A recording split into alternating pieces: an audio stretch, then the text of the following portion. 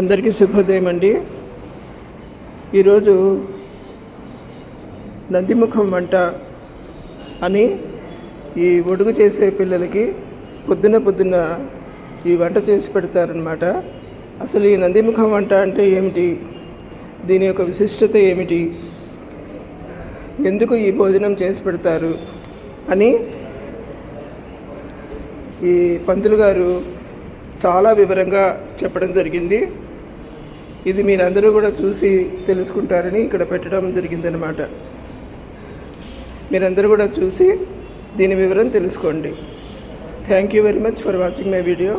మీ అందరికీ నచ్చినట్లయితే please like and subscribe. Thank you.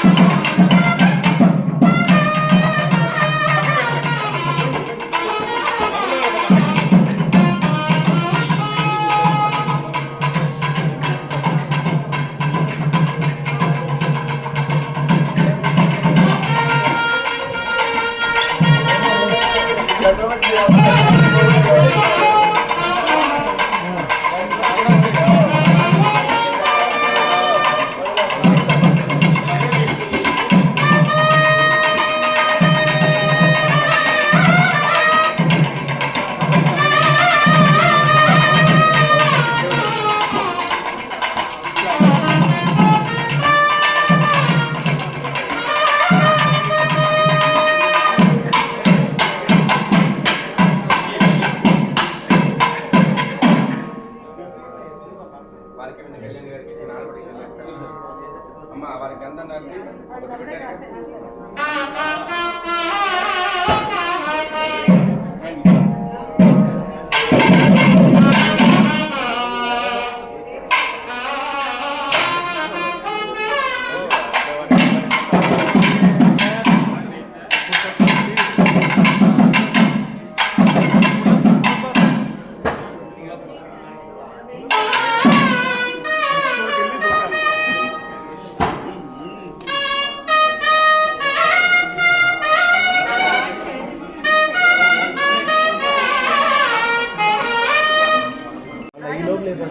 అసలు విషయం చెప్తా చూడండి.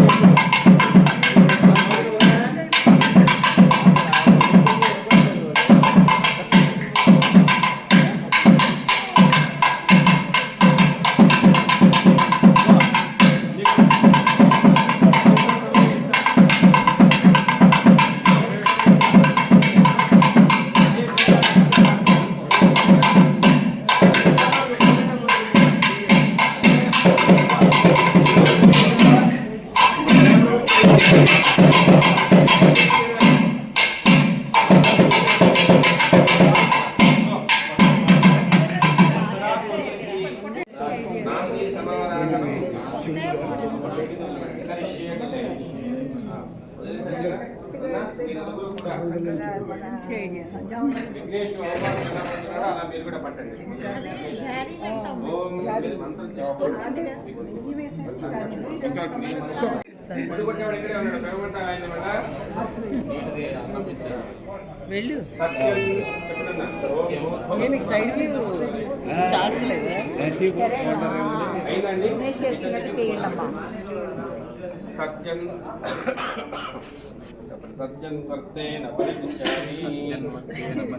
అన్న అమృతం వస్తోందన్న. సత్యం కర్తేన పరిశించామి. అన్న అమృతం వస్తోందన్న. వీళ్ళందరూ నెమ్మదిగా తినొచ్చండి సత్యం కర్తేన పరిశించామి.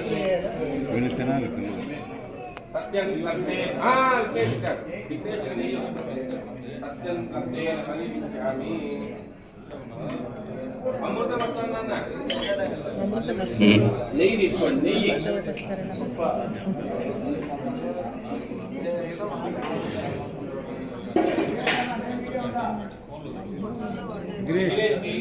స్పీడ్గా తినాలి. అమృతం వస్తు అమృతమస్తు అనేది తీసుకోవాలి అన్న. మీరు నీళ్ళు తీసుకోండి. అమృత వస్తువు తాగండి. అమృతమస్తు అనేది తీసుకోవాలి. నువ్వు నెయ్యే అమృతమస్తు అన్నారా? అమృతమస్తు అన్నారా? ఎత్తుకోనా తీయకూడదు. Left hand తీయద్దు. అమృతమస్తు అయితే తీసుకున్నామని అన్నాను. చాలు.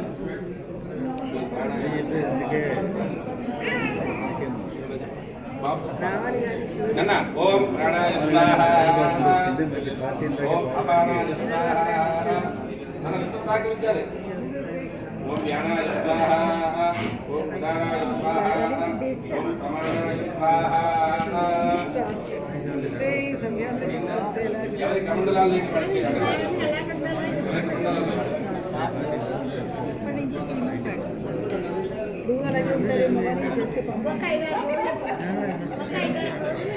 తీసుకుంటారు. ఆయన తీసుకుంటారు.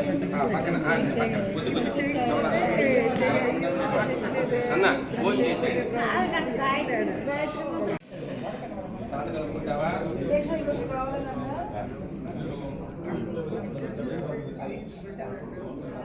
చాలు. బయటకు స్కానర్ లేదు లేదు. ఆగే నిదానం తినండి. తెలుగు రాక రావాలి.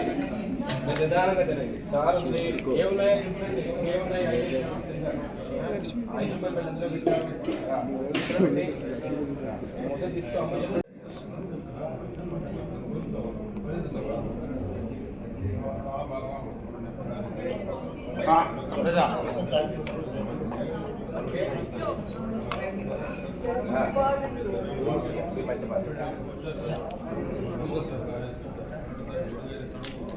అవునా పిల్లలు పట్టిస్తారేమో.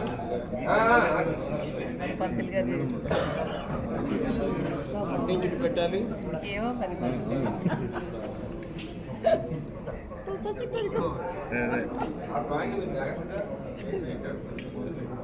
బంగారు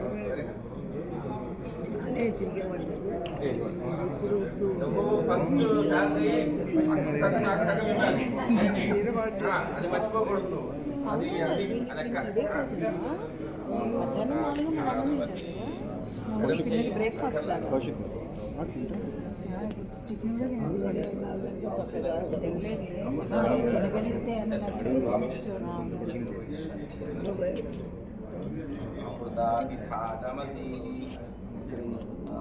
ఎత్తుకోమంటారా? చెప్పావా? అమృతాసి చెప్పిస్తుంది. చెప్పు.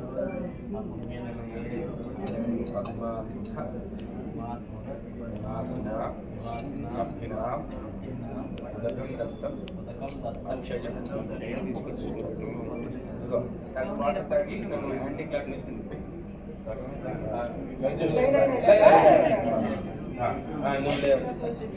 ఇదిగో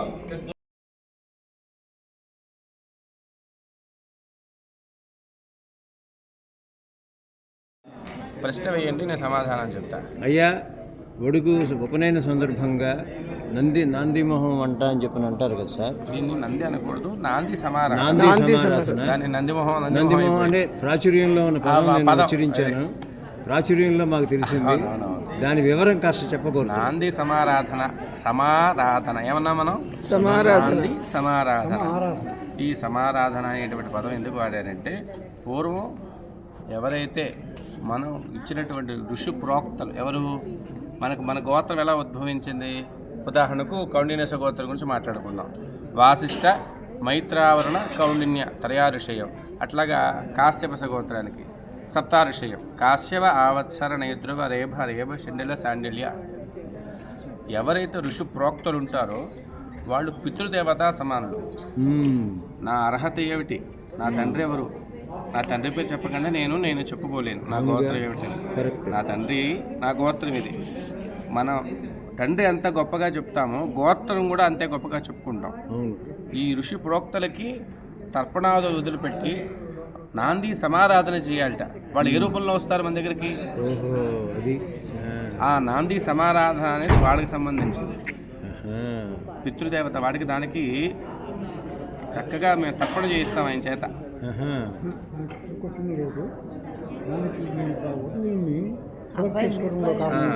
బ్రహ్మచర్య వ్రతం ఎవరైతే చేస్తున్నారో, బ్రహ్మచర్య వ్రతం చేసేవాడికి నిష్ట ఒకటే, జపం చేసుకోవడం, అనుష్ఠానం చేయటం, ఆ శక్తిని సంపాదించుకోవడం.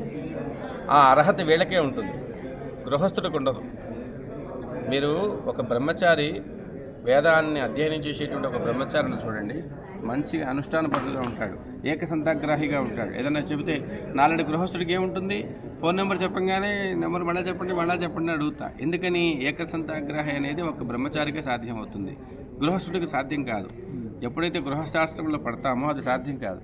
అలాంటి మేధో సంపత్తి గలవాడు ఒక ఋషి ప్రోక్తగా భావించి అతన్నే సమారాధనగా పెట్టుకొని వాళ్ళకున్న వేద అధ్యయనం జ్ఞానం వల్ల వాళ్ళకి ఆ ఋషి ప్రోక్తల వల్ల మనము జ్ఞానాన్ని సంపాదించుకోవాలి. అలా చేసినందుకు గాను 6 మాసాలు దీక్షగా తీసుకోవాలి. దాన్ని 6 మాసాలు ఏ కార్యక్రమానికి వెళ్ళాలా, ఏ కార్యక్రమం వెళ్ళరాదా అనేటువంటి నియమం కూడా ఉన్నది. 6 మాసాల దీక్ష. కన్యాదానం చేసిన, ఇలా ఉపనయన సంస్కారాలు చేసిన, నాంది దేవత ఆరాధన చేసినప్పుడు 6 మాసాల దీక్ష. 6 మాసాలు 180 రోజుల పాటు వాళ్ళ దీక్షలో ఉండాలి. దీక్ష అంటే వెళ్ళే కార్యక్రమాలు కొన్ని ఉన్నాయి, వెళ్ళని కార్యక్రమాలు కొన్ని ఉంటాయి. వాటికి వెళ్ళాలి, వీటికి వెళ్ళరాదు అని ఉంది. అవి ఏమిటా అనేది మీకు చెప్పగలిగాను, అర్థమైపోయి ఉండాలి మీకు. ఆ వెళ్ళే కార్యక్రమాలకు వెళ్ళాలి, వెళ్ళని కూడా వెళ్ళకూడదు. ఇలా శాస్త్రం చెప్పబడింది. ఈ ఋషి ప్రోక్తలని గౌరవించటమే ఇది. భోజనం అనేది అది సమారాధన. అంటే దేవతలకేమో ఆద్యం, దేవతలకి ఆద్యం, బ్రాహ్మణుడికి భోజనం. ఇలాగా కొన్ని మరి ఆడపిల్లని కూడా కూర్చోబెట్టారు సంప్రదాయం. అసలు మాత్రాసహ కుమారం భోజయేత్తు ఉంది. మాత్రాసహ కుమారం భోజయేత్తు, తల్లి ఒడిలో కూర్చొని పిల్లవాడికి అన్నం పెట్టమని ఉంది శాస్త్రం. కానీ కాలక్రమంలో ఏమైపోయిందంటే అక్కడ పూజ చేస్తే తల్లి పనికిరాదు కదా. శాస్త్రం ఏం చెప్పింది, 4 రోజు ఉపనయన సంస్కారంలో ఇవి కరెక్ట్గా వస్తాయి. 1 రోజు ఉపనయనంలో నారాయణ అయిపోతాయి. 4 రోజు ఉపనయనంలో తల్లి అక్కడ భోజనం చేస్తుందిగా, ఆ కార్యక్రమం అక్కడితో ఇంకోలా ఉంటుంది, ఇక్కడ వచ్చేసరికి ఇంకోలా ఉంటుంది. ఇప్పుడు చెల్లెలు, అక్కయ్య ఆ స్థానే ఆ ఆడపడుచుని కూర్చోబెడుతున్నారు. మాత్రాసహ కుమారం భోజయేత్తు శాస్త్రమే చెప్పింది. తల్లి ఒడిలో కూర్చొని, ఆ వయసు పిల్లవాడికి ఎంత ఉంటుంది అప్పుడు, 8 సంవత్సరాల పిల్లవాడు తల్లి తొడ మీద కూర్చోబెట్టి వాడికి ముద్దలు పెట్టాలి. అది శాస్త్రం చెప్పింది. కాలక్రమంలో అది ఆడపడుచు కిందకి వెళ్ళిపోయింది. ఆడపడుచు కాదు కూర్చోబెట్టమని అక్కడ, ఆ స్థానం ఆడపడుచుకి వెళ్ళింది అంతే. ఇంతే, ఇది శాస్త్రం. కానీ కొన్ని ఆచరించే విషయాలు కాలాలు మారే కొద్దీ అది ఒకరోజు ఉపనయన సంస్కారంలో కొన్ని మారుతున్నాయి అన్నమాట. అంటే వాటిని మరి ఎలా అడ్జస్ట్ చేస్తాను అలాంటి వాడు. ఇప్పుడు వారినే కూర్చోబెట్టి భోజనం చేస్తే కార్యక్రమాన్ని మధ్యలో ఆపాలి, సాధ్యం ఒప్పుకోదుగా.